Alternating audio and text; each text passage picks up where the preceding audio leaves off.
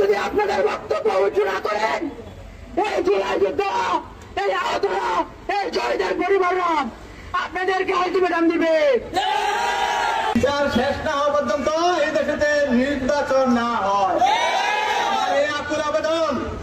এদের প্রত্যেকটা আহত শহীদ পরিবারের তারা এখনো খোঁজ খবর নেয় নাই।